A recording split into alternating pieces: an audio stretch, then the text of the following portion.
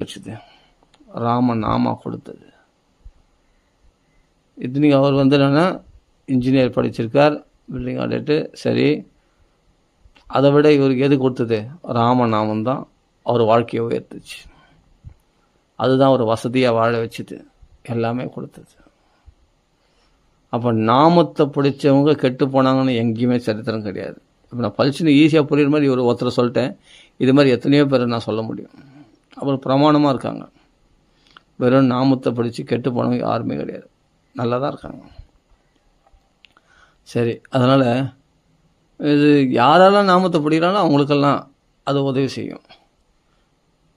இல்லை எனக்கு நாமெல்லாம் அதெல்லாம் நம்புகிற மாதிரி இல்லை, எனக்கு கை தெரிஞ்சு மாதமான சம்பளம் அதுதான் சூப்பர் அப்படின்னா, அப்படி நம்புறவங்களுக்கு ஓகே, அப்படியே பண்ணலாம், அவ்வளோதான்.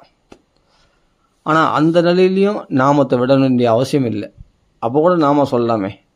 கை தானுங்க வேலை செய்யுது, கால் தாங்க நடக்குது, வாய் சும்மா தானே இருக்குது. சும்மா இருக்கிற வாயில் ராமராமான்னு சொல்கிறதுக்கு என்னங்க வந்தது? தாராளமாக சொல்லலாமே, நான் ராமராமான்னு அப்படி செய்யலாமே.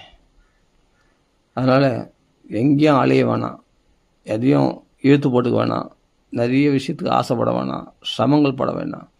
அழகாக உக்காந்து அதை எப்படி சிரமம் போடலன்னா உடம்பு ஆரோக்கியமாக இருக்காது, அப்படிலாம் கிடையாது. ராமன் நாமா கொடுக்குற ஆரோக்கியத்துக்கு இணையாக நீ சிரமப்படுறதுனால கிடைக்கிற ஆரோக்கியம் ரொம்ப கம்மியாக தான் இருக்கும். உடம்பு நல்லா வேலை செய்ய, நல்லா சுறுசுறுப்பாக அது இது நல்லா எக்ஸசைஸ் பண்ணி எல்லாம் ஜிம்முலாம் போகிறாங்க, உடம்பு நல்லா வச்சுக்கிது. என்ன சொல்கிறேன், ஈஸியாக சொல்கிறேன், ராமராமான்னு சொல்லுங்கள், உங்கள் உடம்பு ஆரோக்கியமாகவே இருக்கும். உனக்கு பபுள்ஸ் மூமெண்ட்லாம் கரெக்டாக மலை விசர்ஜனம் ஃப்ரீயாக போகும். அதே சமயத்தில் பசி கரெக்டான டைமில் நல்லா பசி எடுக்கும், நல்லா சாப்பிட்லாம்.